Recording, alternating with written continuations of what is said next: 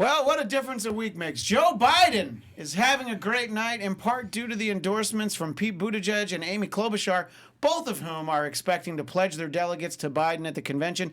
Tulsi Gabbard will also pledge her delegates to whom she believes has the best vision for America, Vladimir Putin.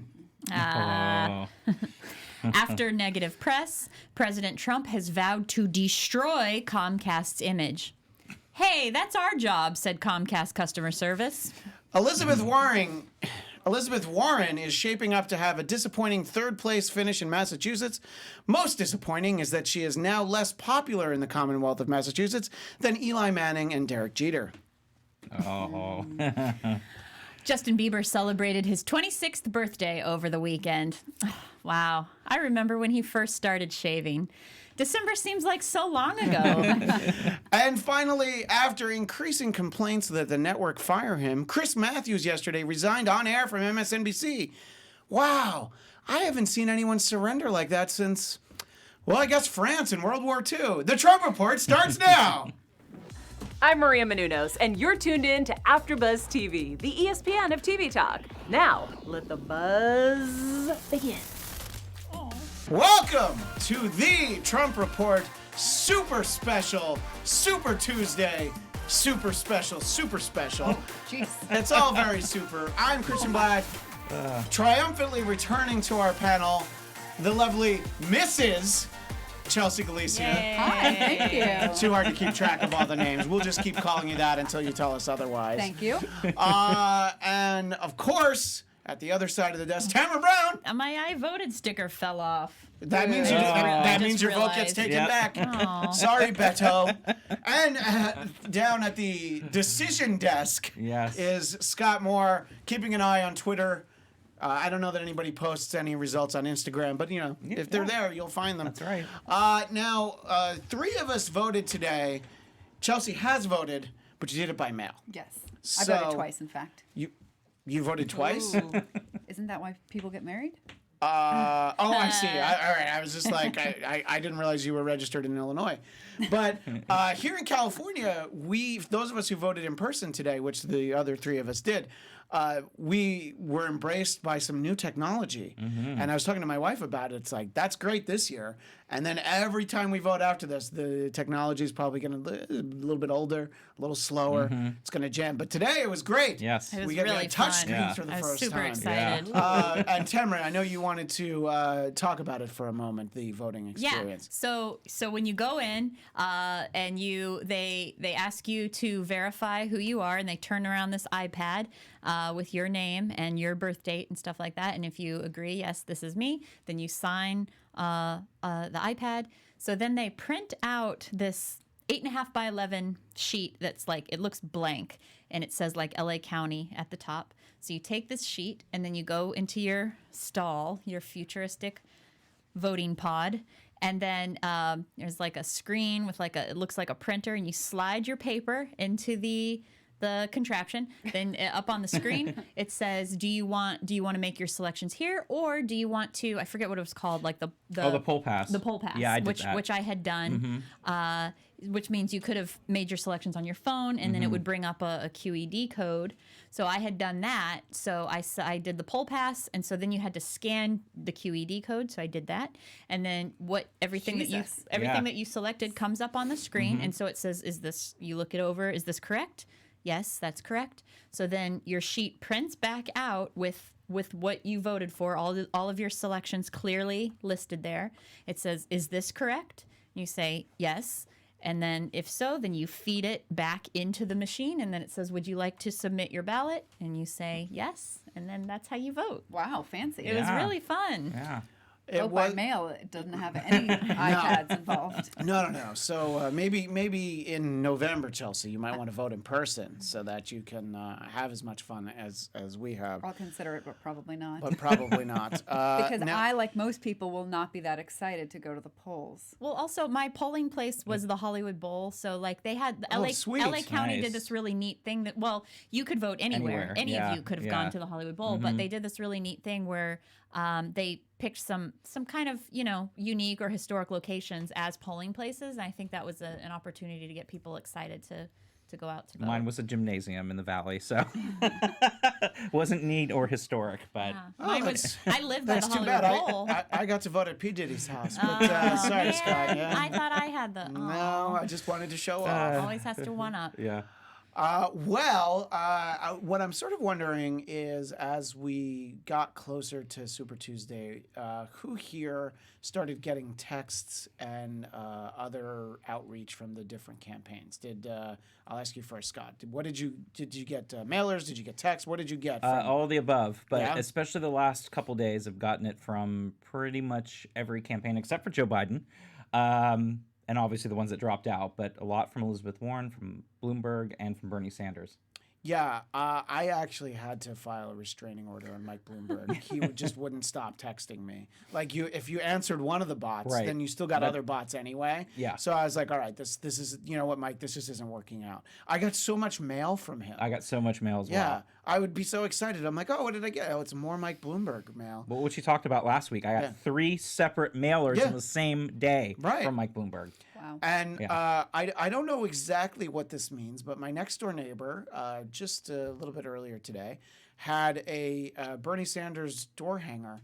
They had not put one on my door, so I guess they knew something. They watched the show. They either watched the Apparently. show Clearly. or they had a conversation with me at any point. Tamara, what kind of interaction did you have with the different campaigns? I never I got one Bloomberg text. I didn't reply to it. It's the smart thing to not. Yeah, I reply never. to it, If it's somebody that I'm not, I got one Bernie text. I did reply to that one, but I didn't feel bombarded with text. I really kind of got annoyed at people who were posting their cheeky make their day worse. They're just doing their job. Yeah, look, they're texting people for Amy Klobuchar. What could be worse? Tamara, I just asked you the question. Now, Chelsea, I know you were. When did you get back? Did you get back About a week ago. about a week ago? Yeah. Okay.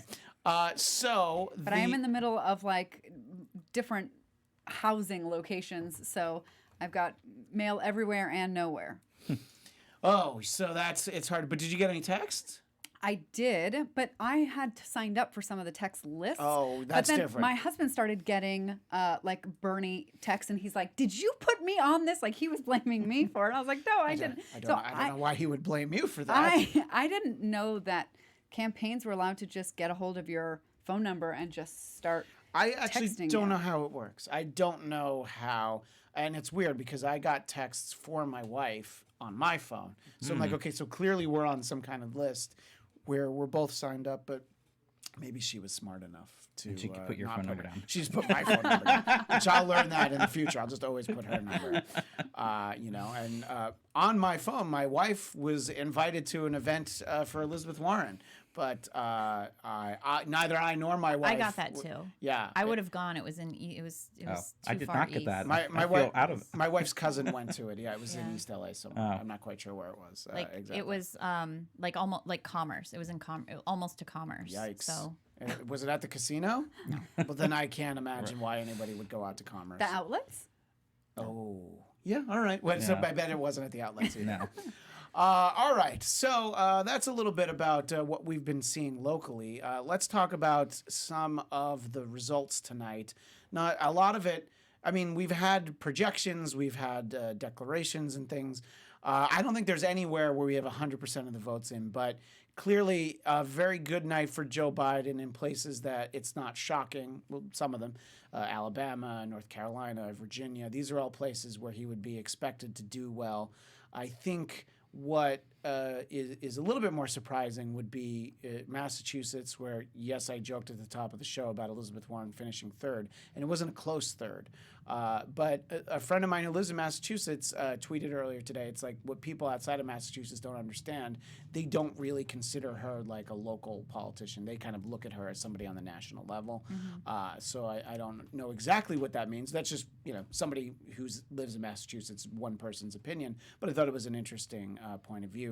I will. But even Oklahoma, her home state, certainly didn't give her much. And that's another thing we'll get into, and how much Bernie Sanders had won in Oklahoma in 2016, and then losing by basically the same amount this time around to Biden. As I rattle off all of that, Scott, because you're the one who keeps the tally and all the numbers, and a few short months from now, you'll be the one coloring in the map. What? That we will promptly throw away in disgust. But go ahead. Wow, somebody's resigned himself to a bad night. What do you think about and again, look, there's a lot of votes still being counted, but what are your thoughts as we speak now at just before 8:30 Pacific time? I mean, I think the momentum, or the Joe-mentum, as they're saying. Oh Lordy, I cannot. There is the Joe-mentum, and since you brought but- up Joe-mentum, I'm gonna share a joke from my boss Dennis Miller, who said it's just a half step from Joe-mentum to Joe-mentia, which that's a professional comedian telling a great joke that I had to. It's true. Well, if you saw him tonight, he at his rally out here in LA, actually, My he cousin introduced and my wife. and he had him mixed up, and I was like, oh my God, you're starting the very beginning of the evening and messing with your wife, who you should recognize is your wife right in front of you. His wife or They his switched sister. places on me. I know, They it's like- switched places on me. So, but I think, and again, that's what really makes me nervous, but that's a whole other story.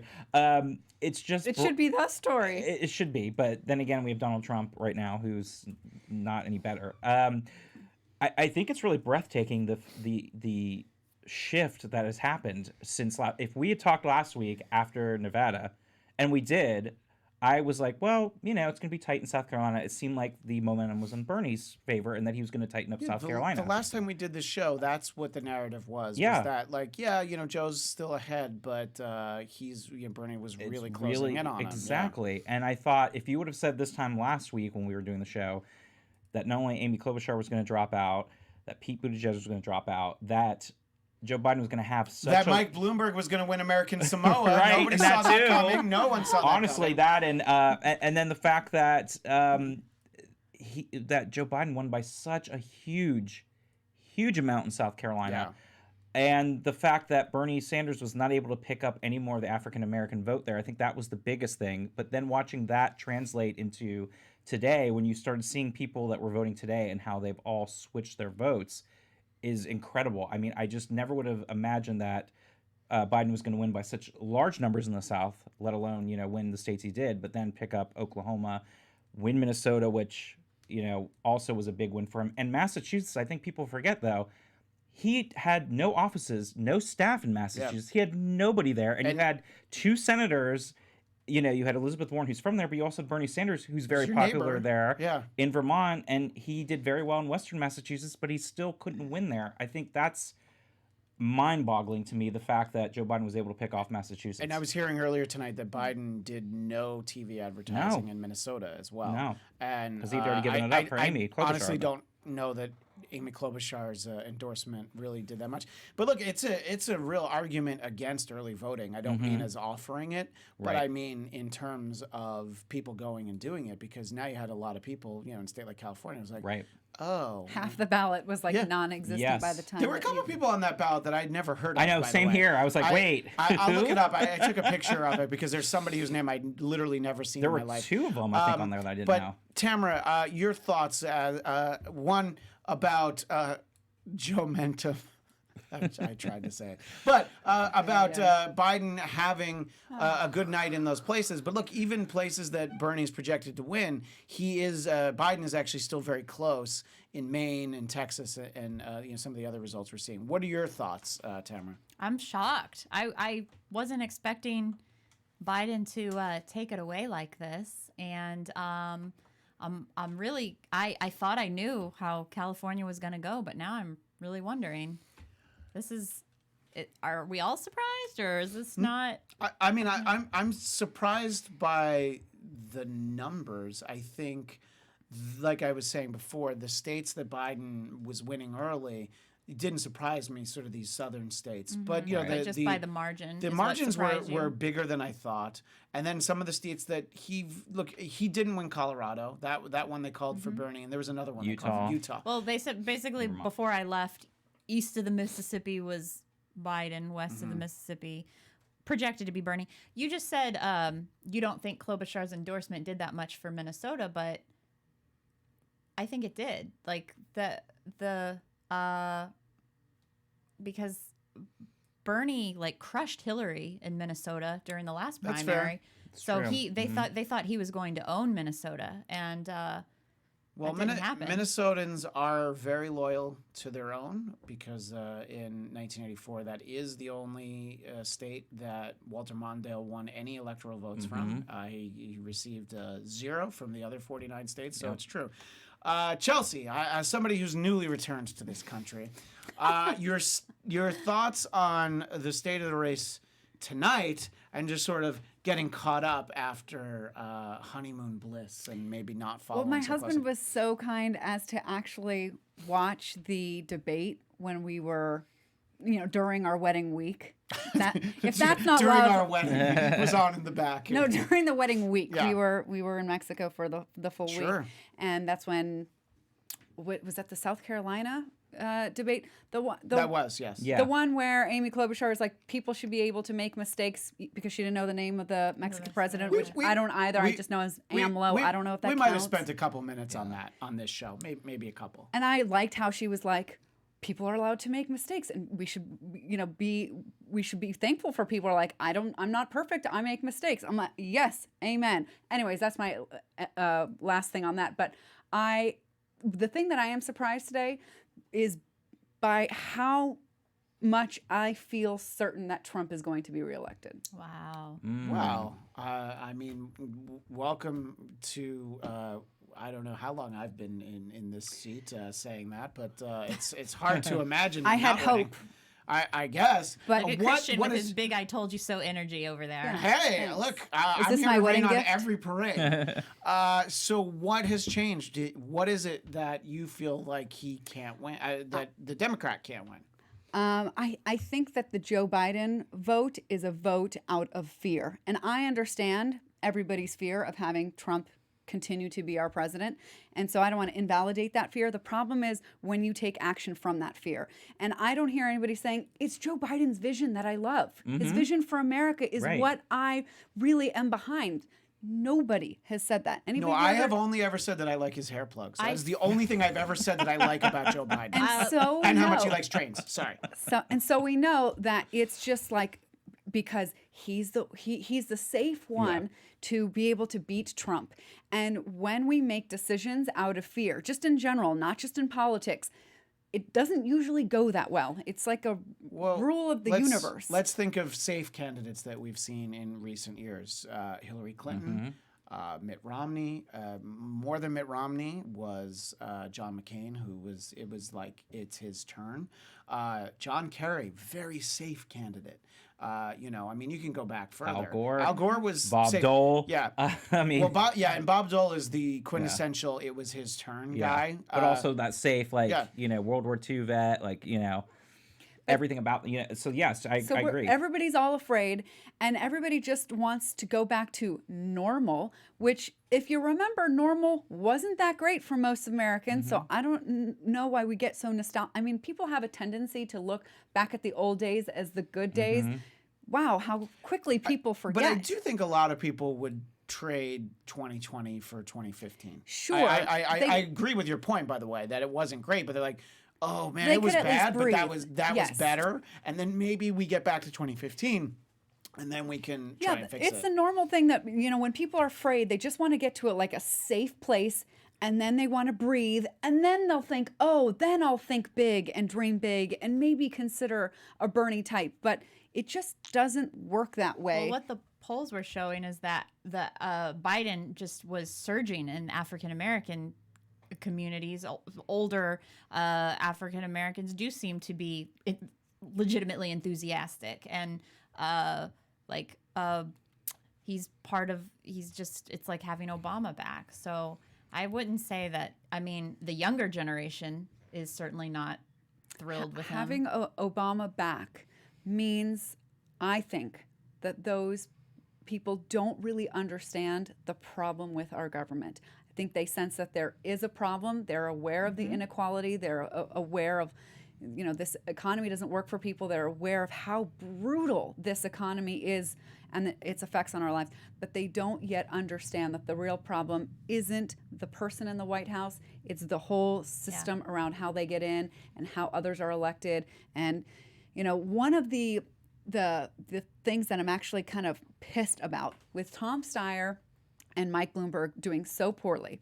I have a concern that people will now say, well, the problem of money in politics really can't be that big of a problem, because look at all this money that those two people brought to politics, and it didn't help them win. So money must not be the problem. But usually money is the problem when it comes to campaigns for things that we don't really see. Right, the dark money. Exactly. For bills and for influence that's sort of more hidden, and it's not in your.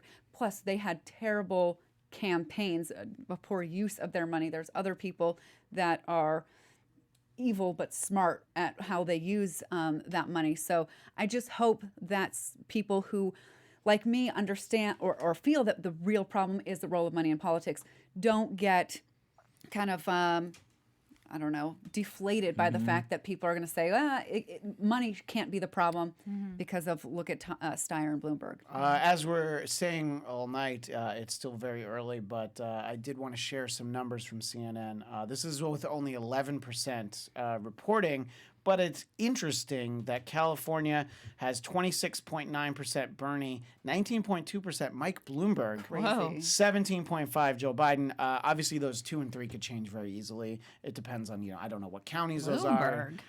Well, he did spend a lot of money Yes, here, he did. and I did get a lot of texts from him. So, and a lot of early vote too. Those numbers are really going to reflect other people. I look, and I think that people that did early voting were like, okay, well, this clearly isn't going to work out for Biden, so they went for someone else. Yeah. And I guess maybe the thinking was that Bloomberg has the money; he's going to stick around for a while. But let's see if he's around on Thursday. But he does have those American Samoa delegates. I believe there's 7. So.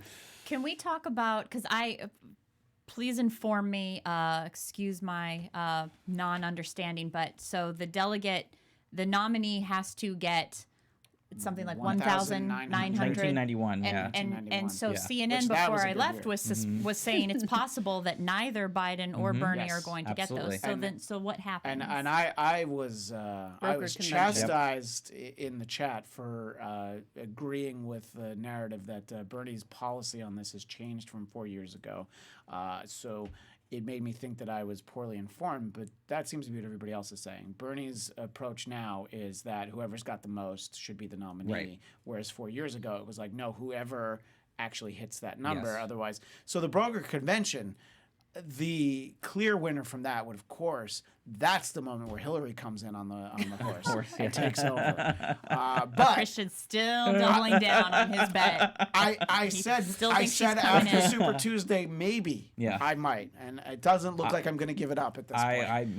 I did hear she's starting a podcast. She is. Yeah. So that sounds like somebody who's going to run for president. And her documentary comes out on Hulu this weekend. I've heard it's great, by the way. Yeah, I've heard. I mean, I guess unless you're part of the 51% or 50.4% of voters who didn't like her or whatever. But anyway. So what happens if neither Biden or Bernie get that number of Well, delegates? technically, Biden will get it. I mean, technically, delegates are pledged to a candidate, but it's sort of like electors in the Electoral College. They could, in most places, they're technically able to, give their delegate to another candidate. Especially if their candidate's no longer in the race. Right, like and a Buttigieg. after the first vote, then you can change. You And can then the vote second differently. vote, you can vote for You whoever can vote you want. whoever you want. Yeah, and so it's like, Mayor Pete will just be like, what did he have 26 or something? Yeah. So it's like, so those 26 should go to Biden. Now, you don't have to actually do that, but that's usually how it works. Yeah. And I think that that's the real concern is that Yes.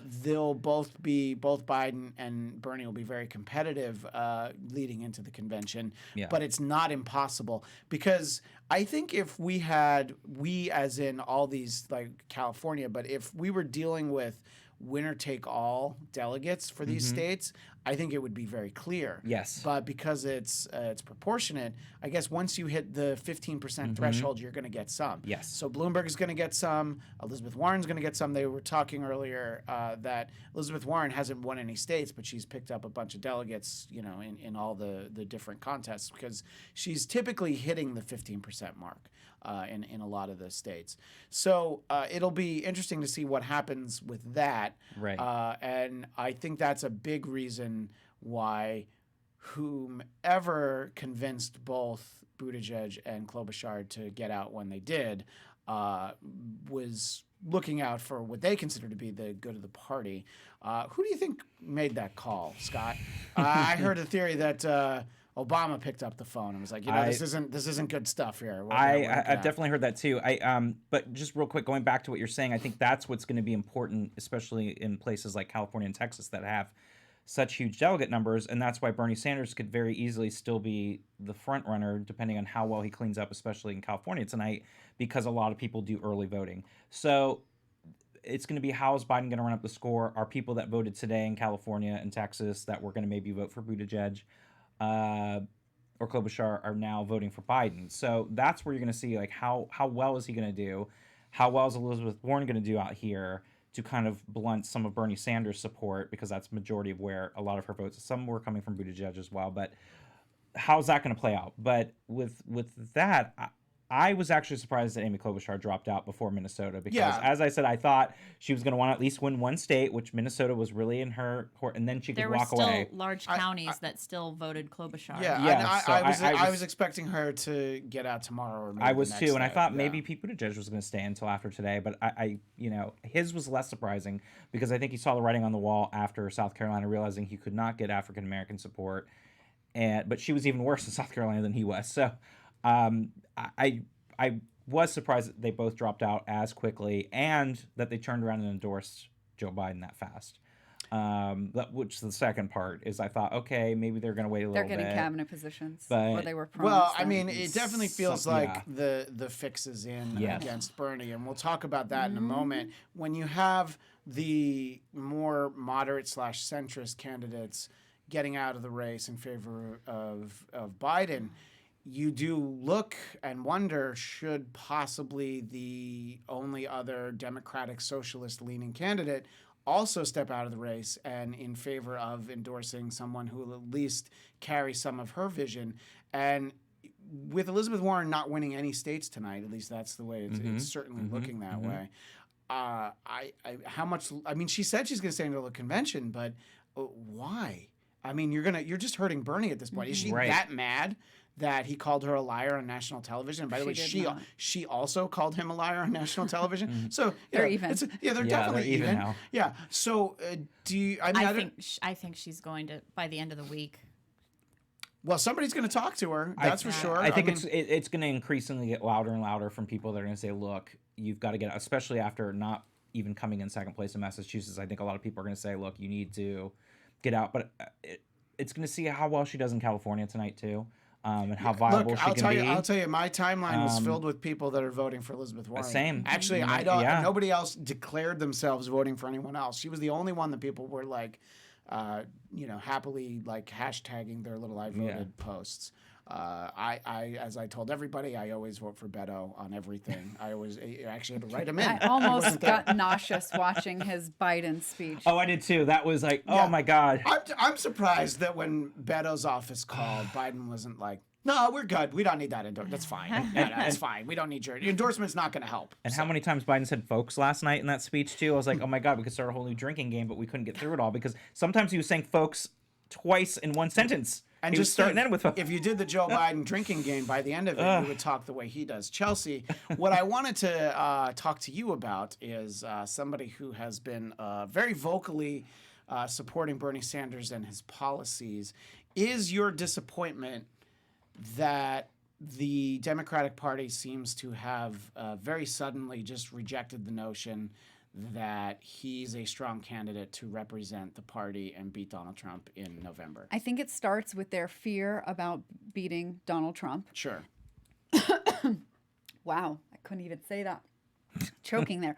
But, part of it is also When you have been convinced for so long that you only deserve crumbs, because, pre-Trump, Republicans are like, if you're poor, if you're not rich, it's your own damn fault. Work harder, asshole. I mean, maybe I threw that in, but that was kind of like the feeling. Trump comes along and says, hey, it's not your fault. It's NAFTA's fault. Things are tough for you. I know they're tough for you. I'm going to help them better.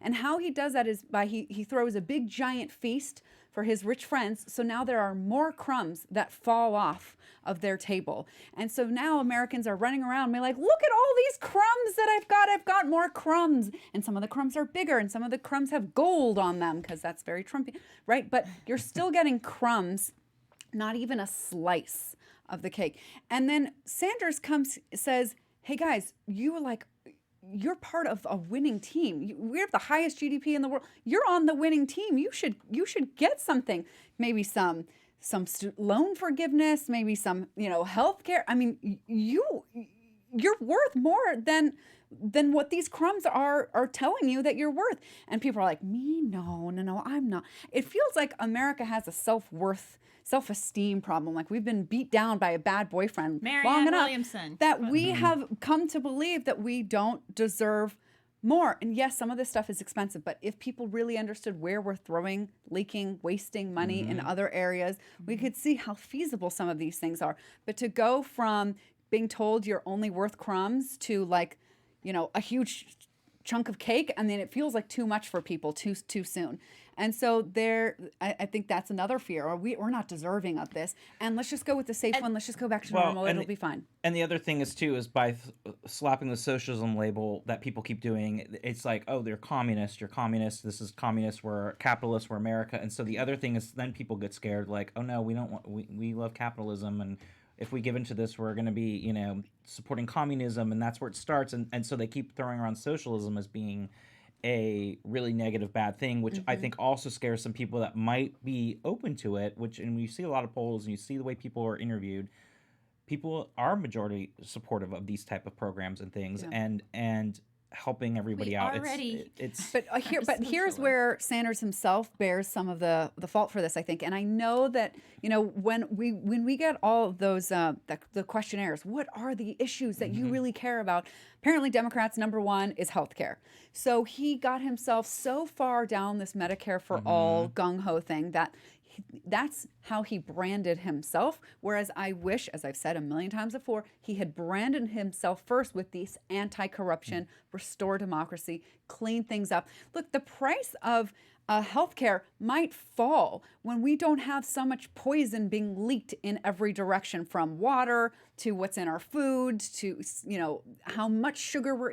I mean, some of these things might actually normalize. I don't even know how to account for that in accounting, but I think it's one of the things that Sanders should have said is that what if healthcare prices fall because Americans get healthier because we're not being inundated with toxins at every which way? And that might happen if these big companies that make so much money off of this junk, whether it's junk that goes into our air, water, food, didn't have so much political pull. So he didn't say any of that. He didn't emphasize enough the anti-corruption piece and cleaning up the democracy.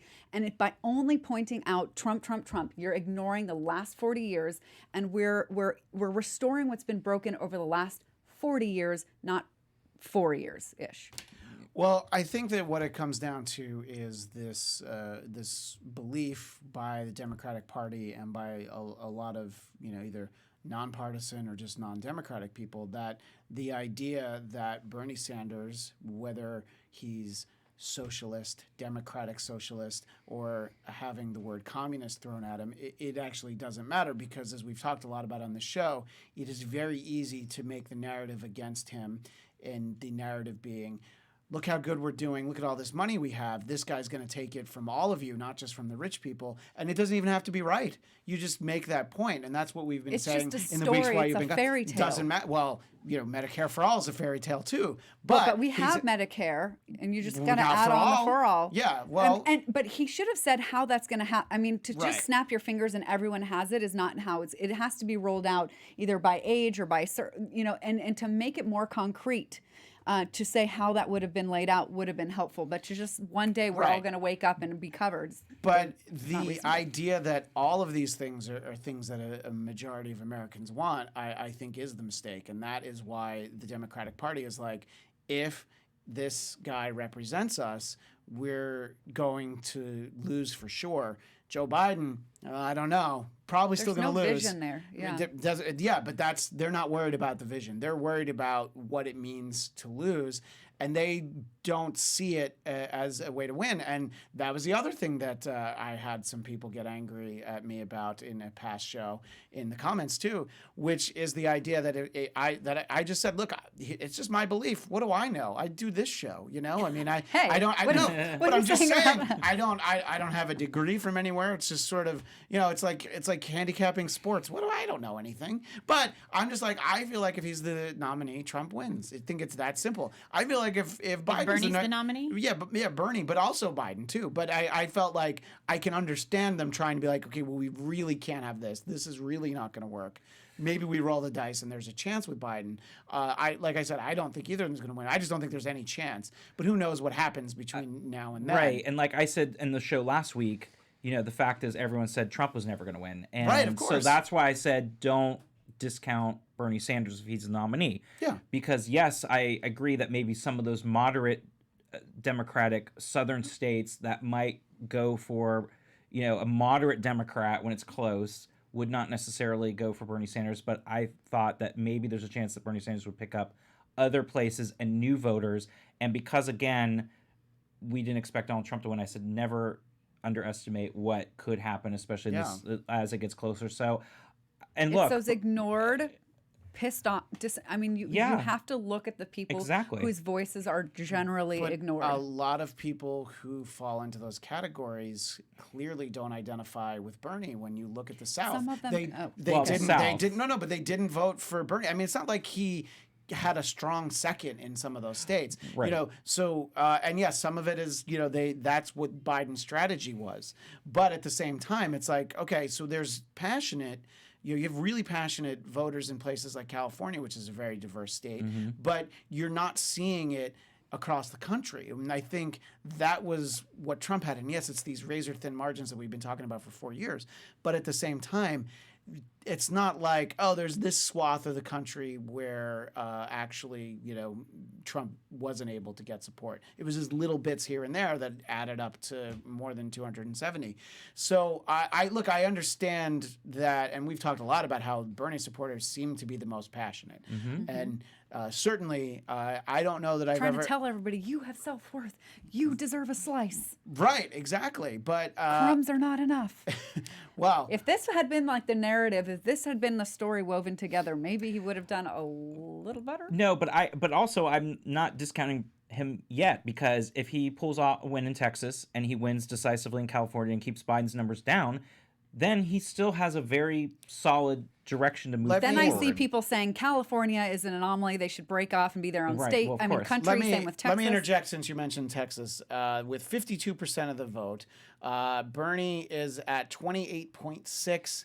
Biden 27.4. Wow. That is not the landslide he was expecting. No, Bloomberg with 17.6, and I only mention that because it is above that. I saw a surprising tweet earlier that I don't know if I have anymore. It was somebody with the Cook report that projected Biden to win Texas, and that's the only place I saw that. But the idea that he might not win it. I also, again, when you have the 52%. Is one of those giant populations, like, have they not counted Houston Right, yet? right. If it's a Yeah, huge, you know, and that'll make all the difference, because that I think they did count Yeah. Houston and Well, I'm just- Dallas. It's the rural areas that are being. that would make more sense for sure.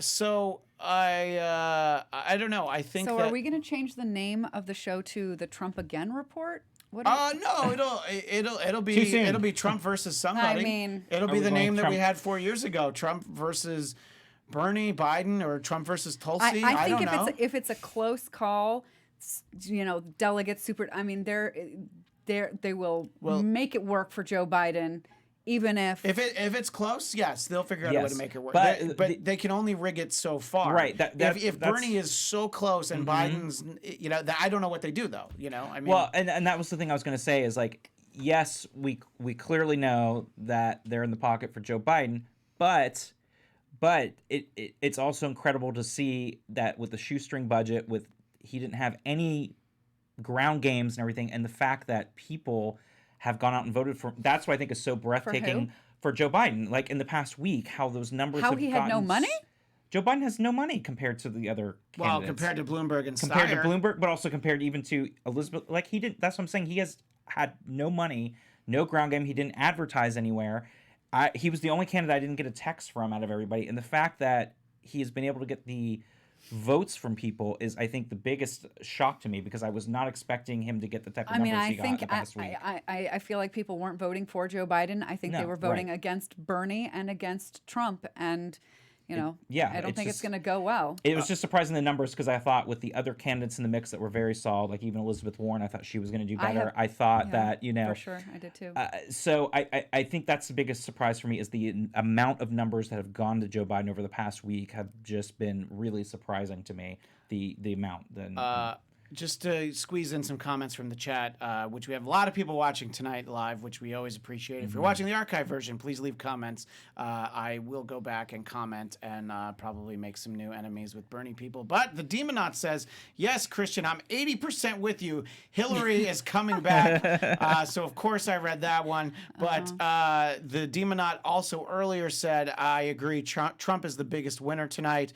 I mean, you got to figure he's laughing at all of this, just like, the longer it takes, that's great. So then we're going to hear about Hunter Biden and Right, all Ukraine that's gonna come back, all over a freaking yes, again. that's all going to come back again. Yeah. And people will be like, oh my gosh, yes, this means he's totally Yash Srivatsyeva, who does not at all sound like a Russian bot, says America doesn't want to be socialist because it's the free market capital of the world. How's that going for us? Well, how is that going for us? How well is it going for some people out there? I mean, it's a topic for another show, but Sure, yeah. I know how that story goes. Well, some would say that we know how communism goes too, sorry, there was something great that I lost. Communism. Who here is the? Who's a communist candidate? Okay. I got in trouble when I said somebody honeymooned in Moscow, even though I know that's not really what he did, but that's kind of what he did. But anyway, so yes, that's the distinction that doesn't have to be accurate. You can call Bernie Sanders a communist, and people will hear that and be like, wait, is that true? What does Snopes.com say? And it's like, well, it's not true, but it's not wrong, and here's why people say it. And then they're like, great. So nobody does any fact checking, and that is something that we'll have to deal with in the weeks. I don't think the general population knows the difference between socialism and communism. That's exactly what the problem is. They do not know the difference, and I see people post it all the time, and it's infuriating because it's an easy, lazy attack against Bernie Sanders by just saying that, and nobody knows the difference. And you're absolutely right. They do not. Yeah. Well, on that note, we are out of time. There are a lot of votes to be counted. When we're back next week on Wednesday, which we're doing for the month of March, Chelsea didn't even know that. We're doing Wednesdays. Letting me know. Yeah, I'm letting you know now. We will see if they've finished counting all the votes in California. not. I don't believe they I don't will think have, they will because either. there's a lot of people who voted by mail that they will have to get in. But it's not just you. I know a lot of people who did. But it's the biggest state in the country. Until Wednesday, Chelsea, where can people keep in touch with you? At Chelsea Galicia. Tamra? At Hey Tamra on Instagram. And Scott Moore. On Twitter at SMan80. And you can follow me on Twitter and Instagram at ChristianDMZ. And Thursday night here at AfterBuzz TV at 9 p.m., the Star Trek Picard After Show. But that's all the time we have for now. Thanks, everyone. We will see you on Wednesday. Bye. Next Wednesday. Bye. Our founder, Keven Undergaro, and me, Maria Menounos, would like to thank you for tuning in to AfterBuzz TV. Remember, we're not just the first, we're the biggest in the world, and we're the only destination for all your favorite TV shows. Whatever you crave, we've got it. So go to AfterBuzzTV.com and check out our lineup. Buzz you later. The views expressed herein are those of the hosts only and do not necessarily reflect the views of AfterBuzz TV or its owners or principals.